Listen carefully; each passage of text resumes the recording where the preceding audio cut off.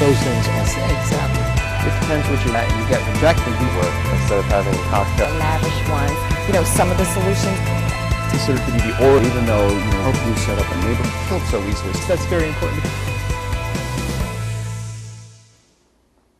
If you want to know the best way to get to the top of the mountain you're climbing, ask someone who's been there, or at least find out their secrets. Well, that's exactly what our next guests did. They interviewed superachievers to find out what they do and how they do it so well. In fact, that's the title of their new book. And joining us now is Camille Sweeney and Josh Gosfield. And thanks so much for being here at Ebru today. Great to have you. First time on? First Pleasure time to be on. here, Mia. Thank you. All right, well, let's talk about what a superachiever is. Let's get the definition first. We decided that a superachiever is someone who excels in their field, but also turns it into an art form. So we were looking for the Picassos and Warhols of their fields. Well, what about when you have, say, natural talent, like a Picasso or something like that, versus a person who just excels because they're working hard? Is there a difference? Absolutely. We found a lot of differences.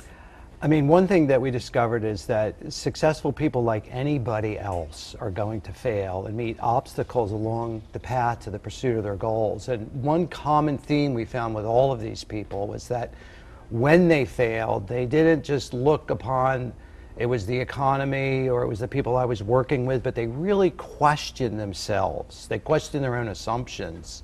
And because of that, these people were able to reinvent themselves and move forward with new techniques and strategies. So they didn't play the blame game, which we hear so many people often do, I think especially now. Absolutely. So I know you interviewed some fascinating people. If you can tell me about some of the people you did interview. We interviewed the actor Alec Baldwin and the head writer of 30 Rock about how to be funny on TV. We interviewed Martina Navratilova, the tennis player. Sure. She was incredible. We interviewed Cesar Millan, the dog whisperer. There were other... We interviewed Yogi Berra, we interviewed people in business, we interviewed people in the arts. And what did you learn from all these folks? We learned so many things, and some of them are a bit counterintuitive, but one of the most important things is that, you know, everybody has a dream in life, but with these people, they shaped their lives around their inspiration rather than the other way around. So is it possible then to say that anybody can be a superachiever?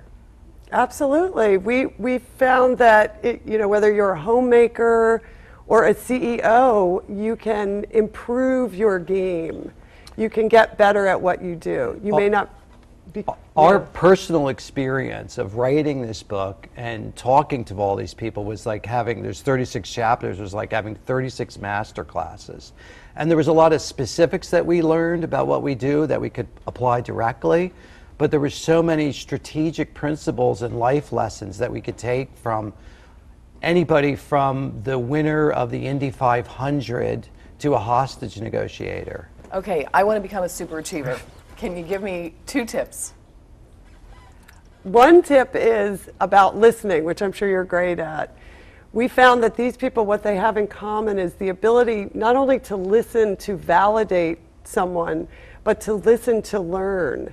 And we found so many different examples of this as being a really high art skill that they've developed. That's interesting. Yeah. Another really important one is building a community. Almost nobody is going to achieve a really high goal on their own. So there's a lot of psychological work built into establishing a sort of environment where you're inviting other people to have a stake in the pursuit of your goals. And if any of the folks watching right now would like to get a copy of your book, where can they go? It's sold online and in bookstores now, and we have our website, theartofdoing.com. All right. Well, Camille and Josh, terrific. I hope you will come back on Ebru today. We'd love to have you back on to talk more. Thanks, Absolutely. Mia. It was a pleasure, Mia.